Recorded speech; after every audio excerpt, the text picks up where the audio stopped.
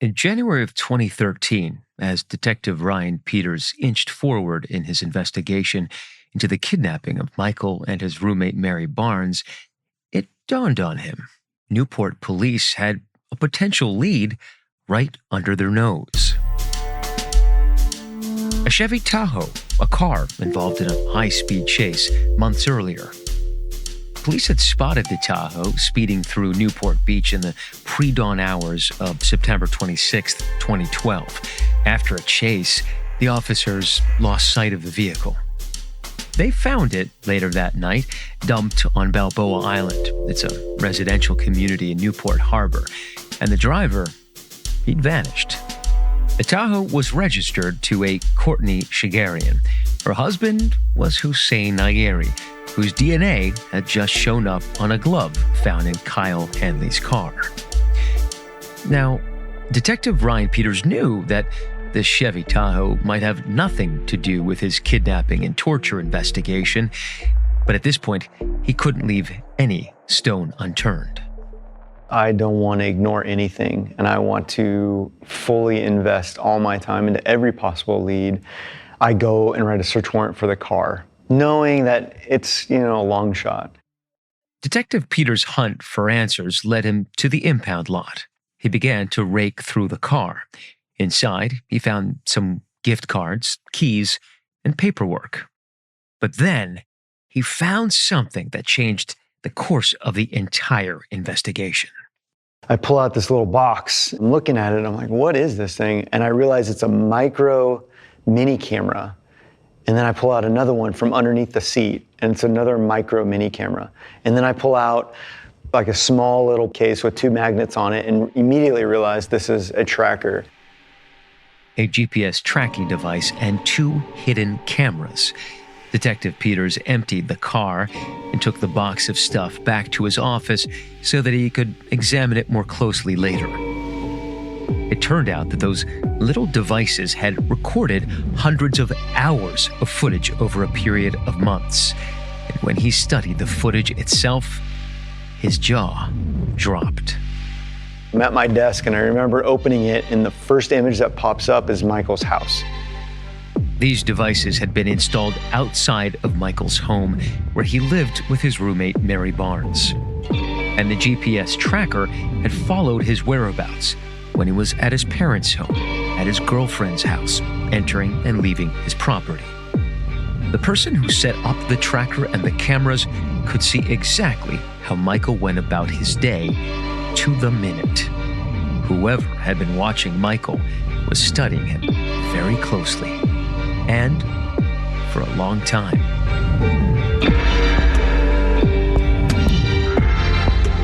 I'm ABC News Chief National Correspondent Matt Gutman.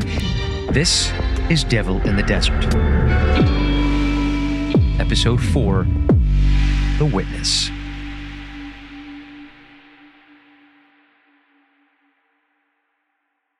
As well as the surveillance cameras, the team had also found another important item in the Tahoe, a cell phone belonging to Hossein Nayeri. Matt Murphy was the deputy district attorney on the case. And when they get into that phone, what they find is they find a series of orders that were placed for items which could have been used in this crime, including the stuff for the surveillance cameras and some other things. The phone had also been getting updates from a GPS tracking system. It had been receiving text messages about when the tracker left or entered a specific location. Based on the tracker's movements, it seemed to Detective Ryan Peters that it was stuck to a vehicle.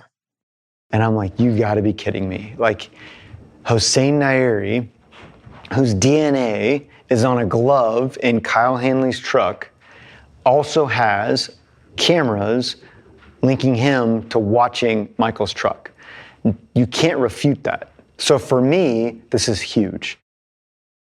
Remember, the glove was important to investigators because it connected Hossein Nayeri to Kyle Hanley, whose truck was seen at Michael's house the day before the attack.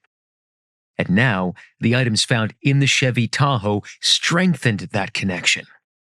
Nayeri seemed to have been surveilling Michael for a period of months before Mary Barnes and Michael were kidnapped. The contents of the Tahoe raised another question. The truck didn't actually belong to Hossein Nayeri. It belonged to his wife, Courtney Shigerian. So what did Courtney know about the surveillance of Michael, and how much was she involved? You start to wonder, is this woman totally innocent? Back in September 2012, on the night the Tahoe was found on Balboa Island, police showed up at Courtney's door. She hadn't been helpful. She had refused to answer their questions and would not identify Nayeri as the driver. Later, she called to report that the car had been stolen and had come to collect it from the impound lot, but after the contents had been removed by Detective Ryan Peters, which gave Newport PD an opportunity. In the spring of 2013, Detective Ryan Peters invited Courtney to come down to the station. He said, "Hey, why don't you come get this box of stuff we took from your car?" On the surface, it looked like normal police procedure, but this was actually a trap carefully laid by the investigators. When she came down to the station, police planned to get her to sign a document to get her stuff back. It was called a property release form. The document would have a list of everything inside the car: the cameras, the GPS tracker, the phone. And when she signed that document, she would be saying, "These are all of my possessions." And if Courtney signed, it would immediately incriminate her in this scheme to surveil Michael. And with that leverage used against her, detectives wondered if there was more she might be willing to share with them. But would she sign? On April 9th, 2013, Courtney Shigerian arrived at the Newport Beach Police Department. Detective Peters was there to greet her. Can I help you? I'm just here to pick up property. The meeting was recorded by Detective Peters. In the tape, Courtney seems confident, poised, and all business. What's your name? Courtney Shigerian. Do you need my driver's license? We do, yes. Ryan Peters explained that the contents of the Tahoe would be released to her. Yeah, that's just the items that we're releasing to you. Okay. You can take your stuff. Oh, I can take my stuff. Asked if everything was there, and I said, yeah, and I kind of went through it. Like, this is a camera, this is a tracker, this is a Pepsi can, this is change, this is trash, this is the slides, this is the clothes, and she's like, okay, great, yeah, I'll take it. And she signs for it and then goes to pick it up. Ryan Peters' plan worked. Courtney signed for the listed items. But her reaction to the whole ordeal surprised Peters. No hesitation, no emotional response, no physical response to it. And she knows that that was involved in a crime. And now she's got me like, man, maybe she doesn't know. Maybe she has no idea what this is. Courtney seemed calm for a person whose car contained surveillance equipment that had been used on a victim at the center of a months-long investigation. Maybe she really didn't know exactly how serious this situation was. Detective Peters announced that he had a search warrant for her belongings. What is that? I'll talk to you about it. I'm Ryan Peters. Nice to meet you. This is a search warrant for your person, your phone, your car, your house. All of a sudden, Courtney didn't seem so confident. And then Detective Peters began to ask his questions. Do you know Hossein Nayeri? Yes, that's my husband. That's your husband? And Kyle Henley? I know who Kyle Henley is, but Do you know I don't Michael? want to talk about anything. I feel very off put by what you're saying. I don't know what you're talking about. This is weird. Why did you have me come in here to pick up items and now you're trying to ask me questions? It seemed like now, when it was past the moment of too late, Courtney had finally figured out the real reason she'd been asked to come down to the station. Matt Murphy, the deputy district attorney on the case, again. It's a jack-in-the-box moment, right? It's like, hey, we got bad news and we got some worse news. Bad news, you're not getting your stuff back. Worst news is this document that you just read implicates you as a co-conspirator in a case that potentially could send you to California State Prison for the rest of your life. Pushed into a corner, Courtney went on the defensive. Am I able to leave? No. You're still being detained we're serving this warrant. Okay. Can my attorney please be present? You can call him when we're done. Well, why can't I call him right now? Because we're serving the warrant. Okay. We're serving the warrant right now. You're being detained right now by law enforcement. Courtney didn't know that she wasn't allowed to leave the police station. The police had a search warrant, and that meant that legally they could absolutely detain her, so she couldn't interfere with their search. Detective Peters asked, "Do you want to talk about this in a different room?" But Courtney didn't want to talk, at least not about the questions they were asking. I don't understand why I'm being asked any questions at all. I don't know what you're talking about, and I feel very weird and off-put by just what happened. I would just like to have my attorney present for everything. I don't know what you're talking about. Peters tried to calm her down. He told her she wasn't under arrest, but that he had to complete the serving of the warrant. You know. You're nervous. You're scared. I get it. This is weird. Yeah. Okay. So I also need to get a buccal swab of your cheek for your DNA. For me? For you. Why me? She didn't want to have her DNA sample taken, but in the end, she allowed them to take a cheek swab. She kept asking the officers, why were they interested in her? Why is there a search warrant? Because we're investigating the kidnapping of Michael and Mary Barnes. Detective Peters kept having to tell Courtney, "You're here because we suspect your husband's involvement in this crime." You're married to Hossein Nayeri. We'd like to talk to him. Can we talk to him? Can you call him? Tell him to call me? Detective Peters hoped that Courtney was the missing piece of a puzzle that would finally reveal the whole picture of the crime. Or at the very least, maybe she could tell them where Nayeri was hiding. Now, Courtney knew that Nayeri was in Iran. He left right after Kyle Handley was arrested in October of 2012, nearly 6 months ago.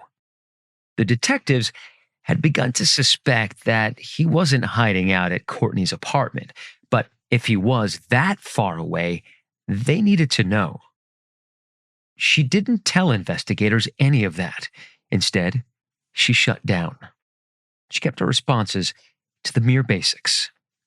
The conversation went on for almost an hour and a half, but despite their efforts, detectives couldn't persuade Courtney to open up. Right at the end, one of the officers tried to reason with her. He said, sometimes in cases there are all of these roles: suspects, witnesses, and co-conspirators. And sometimes those lines get blurred, they get gray a little bit, and that's when it takes some soul searching to ask yourself, who am I? Where do I fall in line in this? And maybe that's what you should think about. After that, the interview ended awkwardly. Courtney didn't seem like she wanted to do any soul searching. She wrote down their details, and then, with the search complete, she was free to go. Any questions? Thank you, guys. Have a good day. We've seen you. Courtney left without the tracking equipment from the Tahoe. Detective Peters' great plan had turned out to be only partially successful. He didn't get the crucial information from Courtney that he might have been hoping for, like the location of her husband or confirmation of his involvement in the crime. And he may have spooked Courtney, possibly burning their best chance of getting closer to Nayeri. But Courtney had walked right into their plan to implicate her in the surveillance scheme. They'd gained leverage. Now, they needed to figure out how to use it. The question was, how could they reel her back in and get her to talk?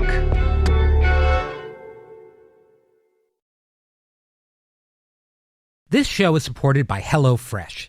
When I think of my favorite summer memories, I think of family meals with my favorite people and the freshest seasonal ingredients. And now you can make summer memorable and delicious with HelloFresh. HelloFresh makes it quick and easy to make delicious home-cooked meals. Every week, they offer more than 60 recipes to choose from, plus over 100 market items to add on to breakfast, lunch, and more. Everything is delivered fresh to your doorstep, and if you're traveling, you can pause or skip a delivery at any time. Now, I just signed up for this. I am so excited about it. My daughters cannot wait to get started. I picked out my recipes for my next box, and my whole family is looking forward to it. We all love summer barbecue, so we picked out the smoky barbecue chicken quesadillas and the barbecue cheddar pork burgers. They're quick meals. They're going to make everybody happy, and my daughters can really help with this. Make your summer enjoyable and delicious by signing up for HelloFresh at HelloFresh.com/DevilInTheDesert10FM and get 10 free meals with a free item for life. That's HelloFresh.com/DevilInTheDesert10FM for 10 free meals and a free item in every box. HelloFresh.com/DevilInTheDesert10FM. One per box with an active subscription. Free meals are applied as a discount on the first box. New subscribers only. Varies by plan. This show is supported by Chime. Whether you're buying a concert ticket online or checking in early at a hotel, you've probably paid an unexpected fee recently. Even paying a bill can result in a mysterious processing fee. Chime is different. Chime believes that banking shouldn't cost you money. So when you open a checking account at chime.com/20, you'll enjoy fee-free banking. That means no monthly fees, no overdraft fees, and no minimum balance fees. So you can spend your money on the things that matter to you. Open your Chime account in 2 minutes at chime.com/20, spelled out TWENTY. That's chime.com/20. Chime. Feels like progress. Chime is a financial technology company, not a bank. Banking services and debit card provided by the Bancorp Bank N.A. or Stride Bank N.A. Members FDIC. Spot me eligibility requirements and overdraft limits apply. Timing depends on submission of payment file. Fees apply at out-of-network ATMs. Bank ranking and number of ATMs according to U.S. News & World Report 2023. Chime checking account required. The summer is heating up with Marvel Studios' The Fantastic Four. Line them up, Johnny! On July 25th. Time to save the planet. What's the plan? Trust me. I hate that plan. It's a bad plan. Come on. Terrible. That's a stupid plan. Prepare for fantastic. We will face this together as a family. Marvel Studios' The Fantastic Four. First steps. Only in theaters July 25th. Rated PG-13. Some material may be inappropriate for children under 13. Get tickets now. From National Geographic. Whoa, look at that. Comes an all-new special with Nat Geo explorer Bertie Gregory. We're going to attempt to dive with a great white shark without a cage. As he sets out on his most ambitious mission yet. I have dived with a lot of sharks around the world, but I have never seen the most famous and the most feared. Sharks Up Close with Bertie Gregory. Now streaming on Disney Plus and Hulu. Paradise is back. It's finally here. In a new location, Costa Rica. There will be adventure, drama, and romance. All gas, no brakes. That's my vibe. Ready to find some love. But it wouldn't be paradise without surprises along the way. These kids need to learn. That's right. Your favorite Golden alums are crashing the beach. We bring in a party, baby. Bachelor in Paradise. New Mondays at 8/7 Central on ABC and stream on Hulu. ESPN presents the T-Mobile Home Run Derby. The only night Major League Baseball hits this hard.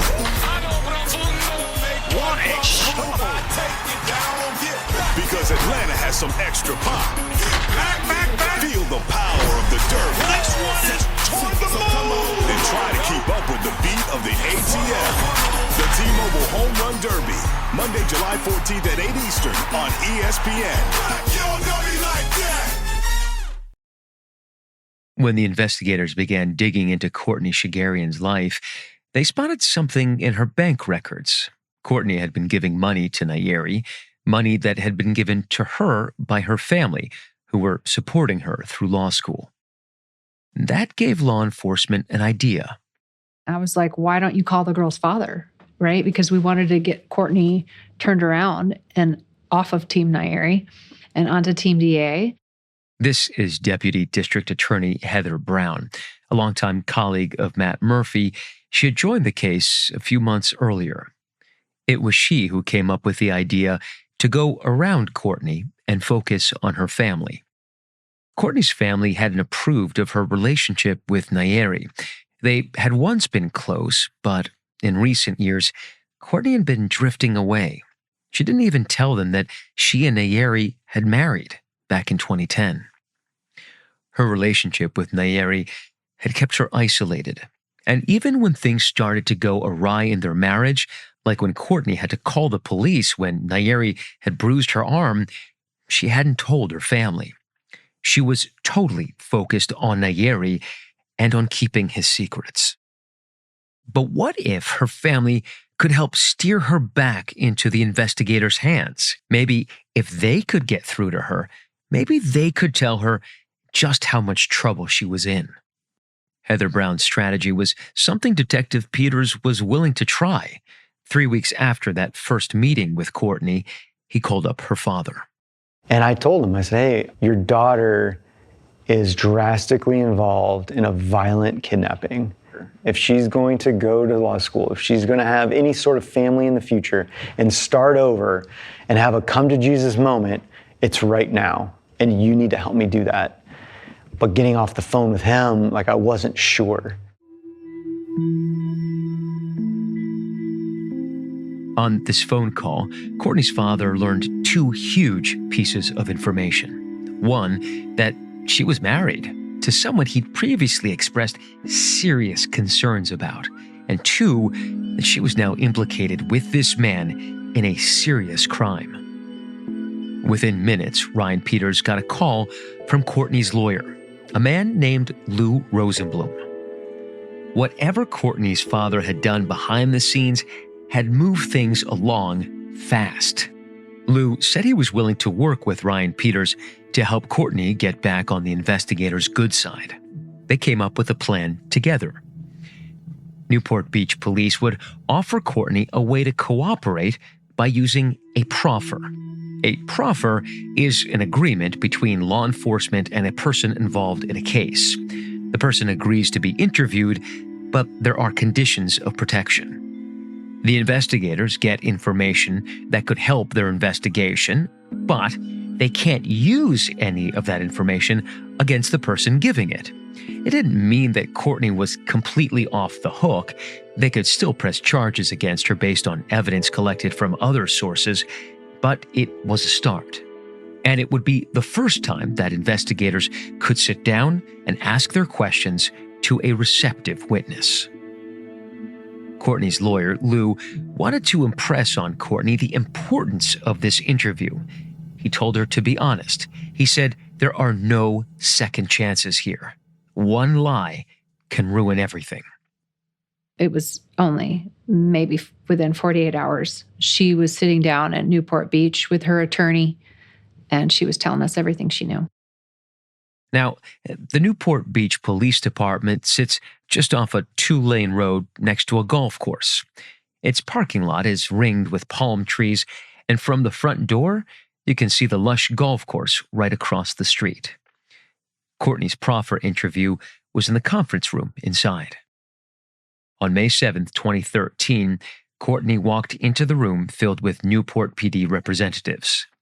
The investigative team said she looked scared out of her mind. Courtney's lawyer was there, as were Deputy District Attorney Matt Murphy and Ryan Peters. Today is May 7th, Tuesday at 14:43 hours. Interview with Courtney Shigerian. Detective Peters started off with the basics. How exactly did she know Hossein Nayeri? They went over the significant dates of their relationship and Nayeri's involvement in growing and selling weed. Courtney also confirmed right off the bat what the investigators had begun to suspect. Nayeri was gone. Once again, he had fled to Iran. Okay, the 912307, that's the number that he's using now? In Iran. Okay. That wasn't all Courtney was willing to share. Detective Peters dove right into the question he really wanted to ask. This time, Courtney held nothing back. Can you tell me who's involved in the kidnapping? Just identify people? Yeah. Hossein Nayeri. Mm-hmm. Kyle Hanley. Mm-hmm. And their third person, I don't know his actual name, but Hossein referred to him as Brown. This was the biggest break in the case so far. Courtney was willing to confirm that Nayeri and Handley and a mysterious third man were the ones who had committed the kidnapping and torture. And even though Courtney didn't know exactly who Mr. Brown was, she had another name for them: Ryan Kevorkian. Hossein and Ryan were very close. Ryan Kevorkian was another graduate of Clovis West High School in Fresno. His wife was close to Nayeri, and Courtney thought she might have been involved with planning the crime. And crucially, not only could she confirm the investigators' suspicions about who had committed the crime and give them a lead for the third man, she could also finally explain the motives behind it all. It came back to Nayeri's marijuana growing. Hossein told me that he showed his product to Michael. Michael had his friend try it. The friend said that it had too much chemicals in it and he wouldn't buy it for that price. And Hossein got offended and was like, what is this guy telling me that he doesn't, this is good product? She said that after Michael had refused to pay him what he asked for, Nayeri had sent Kyle to talk to Michael. Try him again with the exact same weed. Michael had paid Kyle for it, but Nayeri felt that the payment wasn't enough. He felt cheated. After that, she said that Nayeri wanted Kyle and Michael to become friends. Just as Michael had told investigators in the days after the attack, Kyle Handley went with Michael on a trip to Las Vegas, where tens of thousands of dollars were spent partying. What Michael didn't know was that Kyle was reporting everything back to Nayeri. A plan formed between Nayeri, Kyle, and Mr. Brown. They believed that Michael had huge amounts of cash. They decided to track him and find out where he stored it, and then steal it. Courtney wasn't protecting Nayeri anymore. In fact, a lot had changed for her in just a few days, with her father reaching back out to her and her lawyer laying out the risks of not participating in the investigation. Something had shifted. As well as cooperating with the law, she was also working on repairing the damage that her relationship with Nayeri had done to her personal life. Lou, her lawyer, had found a therapist for her within 24 hours of getting her to agree to a proffer meeting. Now she was signed up to daily sessions. Lou wanted to get Nayeri out of her head, to deprogram her from Nayeri's influence.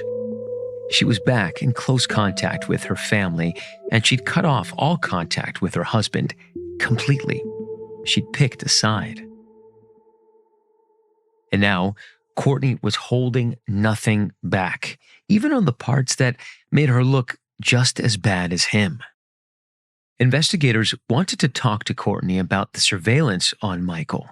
They knew that Nayeri was monitoring Michael's house in Newport Beach, but they had also discovered that he was watching Michael's parents' house and that the family had a dog. This dog presented a problem for Nayeri. Courtney thought he wanted to be able to install cameras inside Michael's parents' home, and the dog would bark at anyone approaching their property. So, one day, Nayeri asked Courtney to pick up some meat at the store.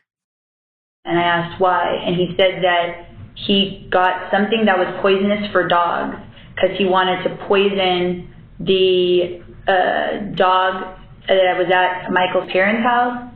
And he said, oh, can you make hamburgers with this? Because he's like, I need to poison that dog to make him sick so that I can go into the house because the dog barked a lot or whatever. Did he? I'm pretty sure I made the hamburgers, or he made the hamburgers, because I remember he wore gloves and had to handle it carefully. And I think he gave I think he did it. Thankfully, the poison didn't work. Because I feel like I heard him complaining after the fact about the fact that the dog didn't get sick. Oh.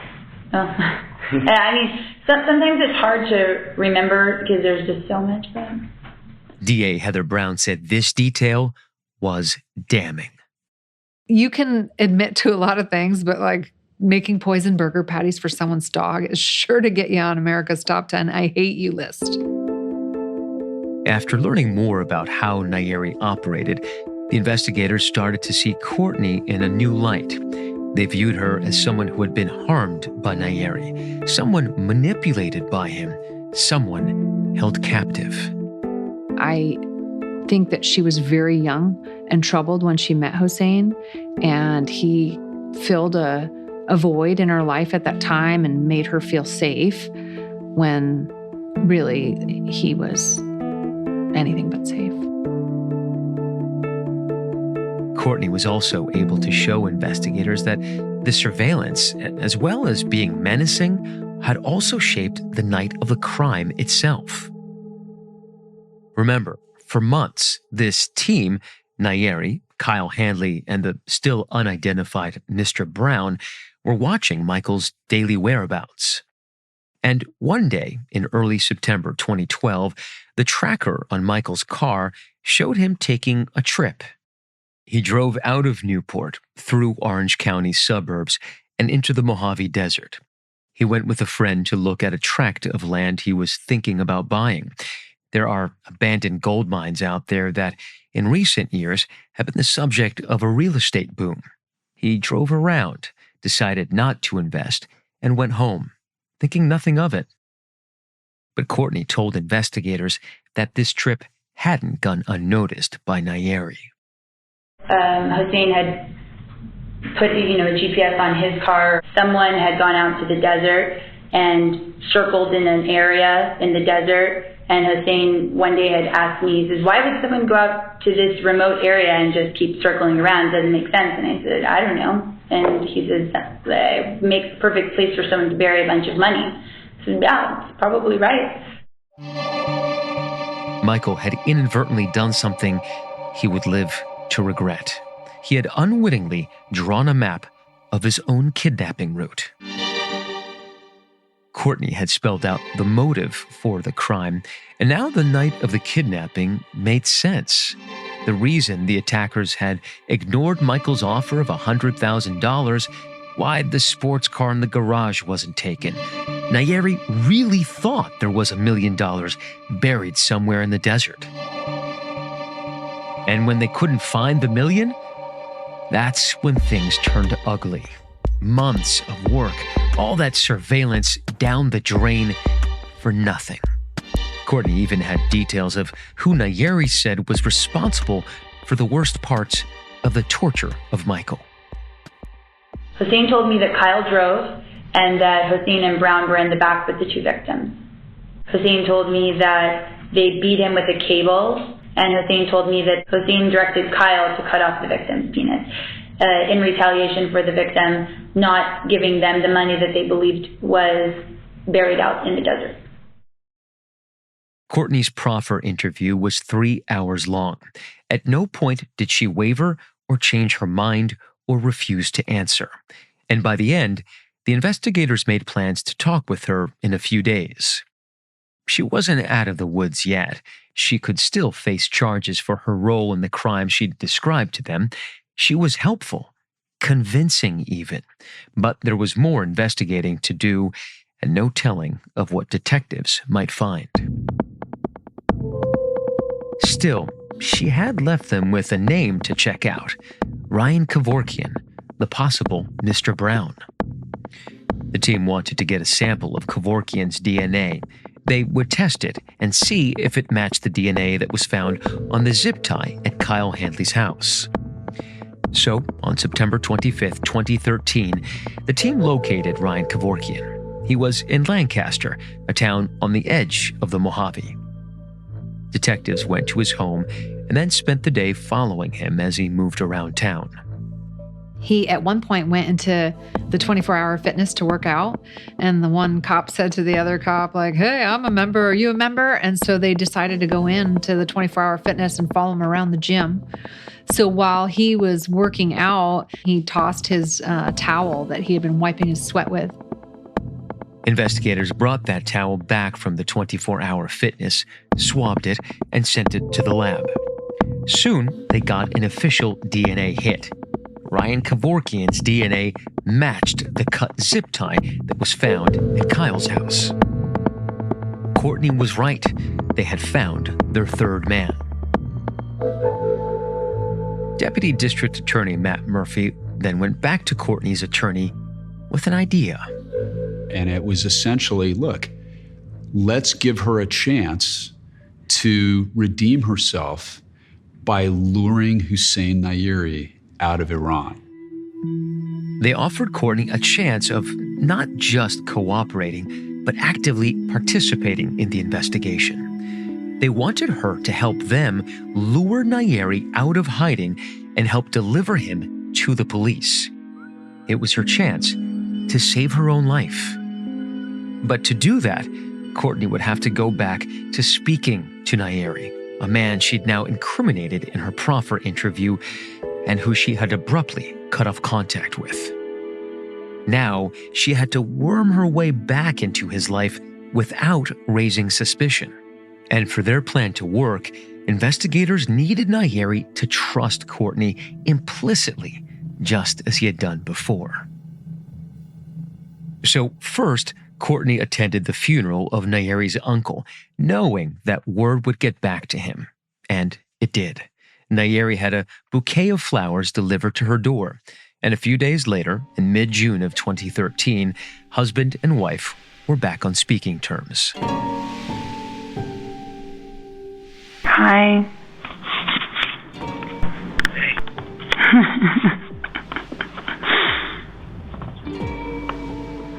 Thank you for my flowers. What Nayeri didn't know is that now his wife isn't just the chief witness in the investigation against him, but also a secret informant. Oh, I love you too. I know. This is the best gift you could have given me. Just give me a phone call. You have no idea, my hands are shaking right now. I know. Courtney Shagarian had become the Newport Police Department's best chance of bringing him down. They think any, second I'm going to tip him off. I was terrified for Courtney. If Hossein ever finds out, or when he finds out that I've done all this and I've been recording it, he's going to kill me. Devil in the Desert is a production of ABC Audio, ABC News Studios in 2020. Hosted by me, Matt Gutman, this series was produced by Madeline Wood, Camille Peterson, Amy Padula, and Kiara Powell. Our supervising producer is Susie Liu, music and mixing by Evan Viola. Special thanks to Liz Alessi, Katie Dendas, Janice Johnston, Eamon McNiff, Jake Lefferman, Katie Muldowney, and Michelle Margulies. Josh Cohan is our director of podcast programming. Laura Mayer is our executive producer.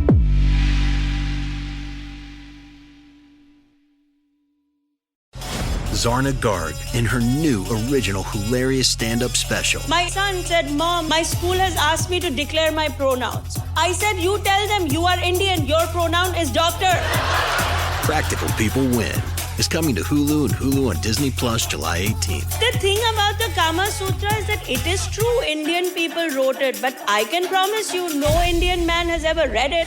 Zarna Garg, Practical People Win, streaming on Hulu and Hulu on Disney Plus July 18th.